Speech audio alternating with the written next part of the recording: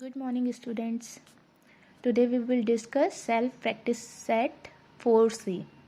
ठीक है, इसका मैंने question number 1 to question number 9 आपको ऑफलाइन क्लास प्रीवियस क्लास में आपको एक्सप्लेन कर दिया था. ठीक है, जिन्होंने नहीं समझा था, जो स्कूल नहीं आए थे, उन ये बुक में भी ऐसे फिल है तो आप थोड़ा देख सकते हो, और जो बाकी स्टूडेंट्स आए थे उनसे पूछ लेना. ठीक है, तो question number 1 to question number 9 तक आपको कर लेना है. क्वेश्चन नंबर 10 मैंने कटवा दिया था, ऐसे टाइप के क्वेश्चन बुक में एग्ज़ाम में नहीं आते हैं. तो क्वेश्चन नंबर 10, 11, 12, 13 ये आपको नहीं करना है. क्वेश्चन नंबर 14 देखो. Pascal was a famous French mathematician and philosopher. ठीक है, जो पास्कल थे वो एक क्या थे, मैथमेटिशियन एंड फिलोसफर थे. One of his important discoveries is known as Pascal's triangle. ठीक है, उन्होंने एक अपना मैथमेटिशियन थे तो उन्होंने क्या दिया था, एक इन्वेंट किया पास्कल्स ट्राइंगल का. ठीक है, अब वो पास्कल्स ट्राइंगल्स का पैटर्न देख के हमको क्या करना है, ये कुछ क्वेश्चंस पूछे हैं उनके आंसर करने हैं. तो पास्कल्स ट्राइंगल्स ये है. ठीक है, पास्कल्स ट्राइंगल में हमने देखा पैटर्न पहचानते हैं. तो देखो फर्स्ट वाला कॉलम में क्या चल रहा है, 1 1 1.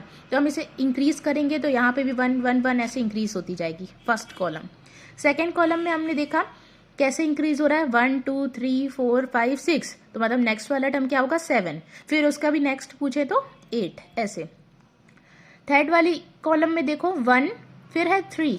कितने का डिफरेंस है इनके बीच में, 2 का. 3 और 6 के बीच में 3 का. 6 और 10 के बीच में 4 का. 10 और 15 के बीच में 5 का. तो मतलब अब 15 और नेक्स्ट वाले टर्म के बीच में कितने का होगा, 6 का. तो 15 में 6 ऐड करोगे तो 21. फिर 7 करोगे तो 28 आ जाएगा. ठीक है, तो ऐसे आपको सीरीज को पहचानना है. ठीक है, फिर हमें क्या करना था, पहला क्वेश्चन है write row 8 of Pascal's triangle. Row 8 आपको राइट करनी है. तो हमने ऐसे ही इंक्रीज करके जैसे मैंने पैटर्न पहचाना, और ऐसे रो 7 के नीचे रो 8 बना लोगे आप, और जो आंसर आएगा उसे आप लिख लोगे. ऐसे ही फिर रो 8 बनने के बाद रो 8 से मैच करते हुए रो 9 बनाओगे. रो 9 का आंसर ये आएगा. फिर रो 10 बनाओगे. डी वाला देखो, what is the sum of the number in row first of Pascal's triangle. Row 1 का सम क्या है, तो रो 1 में तो एक ही एलिमेंट था 1, तो उसका सम क्या होगा 1. What is the sum of number in row third of Pascal's triangle. Row third में जितने भी नंबर्स हैं उनका सम क्या है. तो देखो आपको माइंड में ऐसे सम कर लेना है कि 1 + 2 3, 3 + 1 4. आंसर आएगा रो 3 का 4. लेकिन यहाँ पे ऐड नहीं करके दिखाना है आपको. आप कैसे करोगे, तो देखो 1 जो है रो 1 का 1, हम उसे 2 की पावर 0 लिख सकते हैं, क्योंकि किसी की भी पावर 0 होती है, आंसर हमेशा 1 आता है. सेकेंड में 1 और 1 2 हुआ. 2 में कुछ नहीं है, मतलब क्या लगी है पावर 1. अब यहाँ पे जब हमने किया 2 + 1 3, 3 + 1 4 आया. 4 को हम 2 की पावर 2 लिख सकते हैं. ठीक है, अब ये पैटर्न चल रहा है, तो अब यहाँ क्या आ जाएगा 2 की पावर 3. यहाँ क्या है 2 की पावर 4, 2 की पावर 5, 2 की पावर 6, 2 की पावर 7, 2 की पावर 8. तो आप लिख दोगे 2 की पावर 2 = 4. ऐसे ही फिर है find the sum of the number in row 8. तो रो 8 में क्या आ रहा था, 2 की पावर 7. 2 की पावर 7 का मतलब 2 कितनी टाइम्स है, 7 टाइम्स मल्टीप्लाई. तो आंसर आ जाएगा 128. ठीक है, क्वेश्चन नंबर 15 ऐसा, ये भी एग्जाम में ऐसा नहीं आता है, तो क्वेश्चन नंबर 15 को भी कट कर देना. क्वेश्चन नंबर 16 देखो. क्वेश्चन नंबर 16 में क्या है, one way of expressing 10 as a combination of 5 9s is 9 + 99/99 = 10. Find the further way of doing so. ठीक है, वो क्या बोल रहा है, हमको 5 9s का यूज करके, कितने 9 का यूज करना है, 5 9 का यूज करके उसको सॉल्व करने पर आंसर हमारा 10 आना चाहिए. ठीक है, 5 9 को इस प्रकार से अरेंज करो कि आंसर हमेशा 10 आए. ठीक है, एक उसने एग्जाम्पल के तौर पे बता दिया है, 9 + 99/99. देखो ये 5 9 हो गए, 1 2 3 4 5. अब इसको सॉल्व करते हैं तो 91 9 जा 91, 91 जा 91. फिर 9 + 1 कितना हो जाएगा 10. तो सॉल्व करने पर क्या आया 10. तो आपको बोल रहा है इसी टाइप से ऐसे ही आपको सोच कर और बाकी सब ऐसे बनाने हैं कि और कैसे तरीके हो सकते हैं. ठीक है, तो देखो एक मैंने बनाया 9 + 9 - 9 + 9/9. ठीक है, 5 9 हो गए, 1 2 3 4 5, 5 9 हो गए. अब हम सॉल्व करते हैं इसको. देखो 9 में से 9 गया 0. ठीक है, यहाँ 9/9 है तो 1 कट कैंसिल हो गया. फिर 9 + 1 10. सॉल्व करने पर 10 आया ना. ऐसे ही देखो यहाँ पे 9 + 9/9 इंटू 9/9, जब हम इसे सॉल्व करेंगे तो 9/9 कैंसिल होके क्या आ जाएगा 1, मल्टीप्लाई यहाँ पे भी क्या आ जाएगा 1, सॉल्व करो 10 × 1 = आंसर क्या आया 10। ठीक है, तो ये बहुत सारे वेज हैं, 10 पूरे मैंने लिख दिए हैं। एग्जाम में यदि ये क्वेश्चन आता है तो एटलीस्ट आपको 5 to 7 तो लिखने ही है। ठीक है, और इसमें एक्सेट्रा और भी वेज बन सकते हैं, तो यदि आप अपने तरीके से कोई सोचोगे तो वो भी गलत नहीं है, लेकिन कंडीशन अप्लाई होनी चाहिए कि 5 उसमें 9 हो और उनको सॉल्व करने पर आंसर क्या आए 1। क्वेश्चन नंबर 17 देखो, a clock takes 3 seconds to strike 3 o'clock। ठीक है, 3 seconds वो स्ट्राइक होती है, रुक जाती है 3 o'clock जब बजता है। How long does it take to strike 6 o'clock। तो जब 6 o'clock बजेगा तो कितना स्ट्राइक करेगी वो। ठीक है, तो देखो ये हमारी बुक में क्लॉक बनी है। ठीक है, 3 तक पहुंचने के लिए वो कितना सेकंड ले रही है 3 seconds। ठीक है, अब 3 के बाद ईच, फिर वो 4 में आएगी तो 1.5 का इतना लेगी। ठीक है, फिर 4.5 में आएगी तो कितना लेगी 1.5 अगेन लेगी, फिर 6 to 5 में आएगी तो 1.5 फिर से लेगी। ठीक है, तो यहाँ 12 से लेके 6 तक पहुंचने के लिए कितना हो जाएगा 7.5 हो जाएगा। कितने सेकंड टोटल हो जाएंगे 7.5 सेकंड्स। ठीक है, क्यों, क्योंकि it takes 1.5 seconds between each strike, किन्हीं भी 2 स्ट्राइक के बीच में वो कितना ले रही है, कितने सेकंड्स 1.5 सेकंड्स। तो हमें 6 o'clock तक पहुंचना था तो क्या आ जाएगा 7.5। ठीक है, 3 देखो 3 तक तो हमारा 3 में 3 था ही। ठीक है, फिर 3 से 4 5 में जाएंगे, 3 से 4 में जाएंगे तो 1.5 ऐड होगा 4.5। ठीक है, फिर उसके बाद 4.5 में 1.5 फिर अगेन ऐड करोगे तो आपका क्या बन जाएगा 6.0, फिर 6.0 में 1.5 ऐड करोगे तो 7.5। तो अब यहाँ पे 6 में पहुँच जाएंगे 6 o'clock में, है ना। ये है क्वेश्चन नंबर 18 देखो, what is the smallest integer that can be written with 2 digits। ठीक है, कौन सा ऐसा स्मॉलेस्ट इंटीजर है जिसे हम 2 digits का, मतलब 2 digits का ऐसा कौन सा स्मॉलेस्ट इंटीजर है। तो देखो 2 digit का स्मॉलेस्ट इंटीजर कौन सा होता है, वैसे यदि मैं पूछूं नॉर्मली तो आप क्या बोलोगे 10, है ना। 2 digit का स्मॉलेस्ट क्या होगा 10। ठीक है, लेकिन अब यहाँ पे 10 ही नहीं है, और भी वेज हो सकते हैं, क्योंकि हमें क्या पूछा है वो इंटीजर। ठीक है, अभी तक हम जब होल नंबर की बात करते हैं, होल नंबर में जब बात करते हैं तब आप बोलते हो 10। ठीक है, क्योंकि होल नंबर 0 से चालू होते हैं, लेकिन इंटीजर में हम नेगेटिव वैल्यू कोई भी ले सकते हैं, अपॉन वाले भी ले सकते हैं, पॉइंट वाले भी नंबर ले सकते हैं, डेसिमल वाले। ठीक है, तो हम लिखेंगे the smallest digit that can be written with 2 digits is not 10। ठीक है, सिर्फ 10 ही नहीं है, ऑल्सो कौन कौन से हो सकते हैं, देखो 1/1 में आंसर क्या आ जाएगा 1, लेकिन 2 digit भी हो गए। 2/2 सॉल्व करोगे 1, लेकिन अभी 2 digits हैं। 3/3 ऐसे 9/9 तक कर सकते हैं, और इनकी पावर में भी लगा सकते हो 0 0, मीनिंग भी चेंज नहीं होगी और 2 टर्म भी बन गए, 2 digits भी बन गए।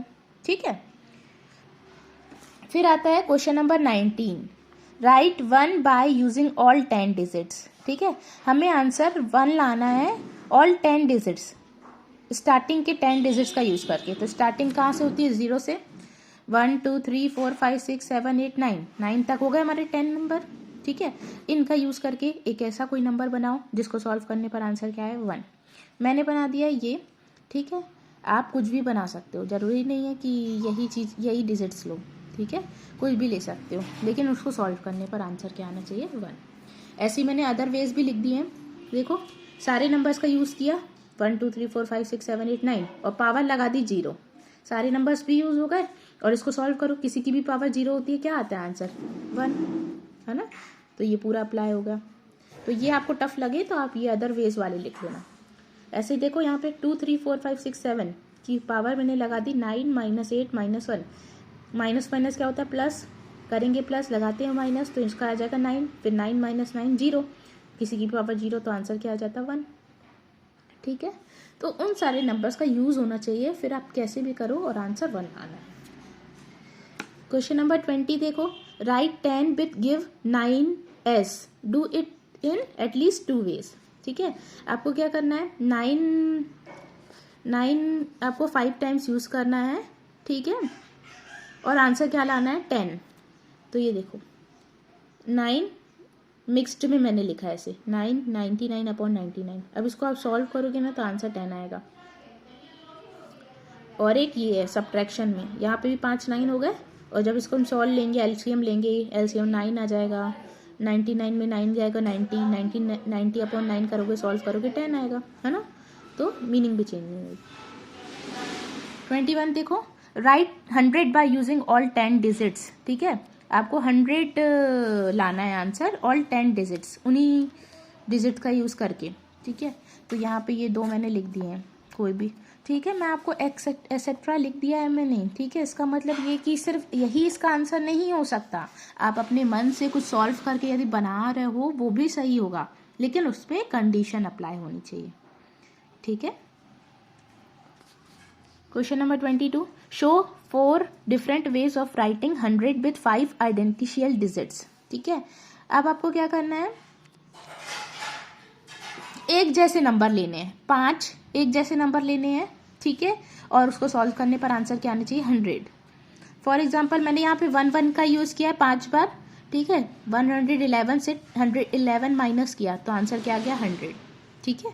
ऐसे यदि 3 का यूज़ कर रहे हैं तो 3 का ऐसा मैनर बनाया मैंने और इसको सॉल्व किया तो आंसर 100, ठीक है। समझ रहे हो बात को। ऐसे ही 5 यदि मैं यूज़ कर रही हूँ तो 5 को मैंने इधर पे देखो 5 को 3 बार मल्टीप्लाई किया, इधर पे 2 टाइम्स मल्टीप्लाई किया, तो 3 में से जो आंसर आएगा और 2 में से जो आंसर आएगा दोनों को माइनस करेंगे तो आंसर क्या आएगा 100। और ऐसे ही 4 बार ऐड करके फिर उसमें 5 का मल्टीप्लाई करो तब भी 100, ठीक है। तो एक ही नंबर लेना है, उसको ही 5 बार यूज़ करना है और इस प्रकार से उसको अरेंज करो कि आंसर क्या है इसको सॉल्व करने पर 100, ठीक है। आप दूसरा भी बना सकते हो, तभी मैंने हर क्वेश्चन में एटसेट्रा लिख दिया है कि आप सोचो यही क्यों है, नहीं, आप अपने मन से भी यदि कोई बन रहा है तो बना सकते हो। Question number 23, what is the biggest number that can be written with 4 ones, ठीक है। आपको 4 वंस से 4 1 का यूज़ करके सबसे बिगेस्ट नंबर बनाना है, ठीक है।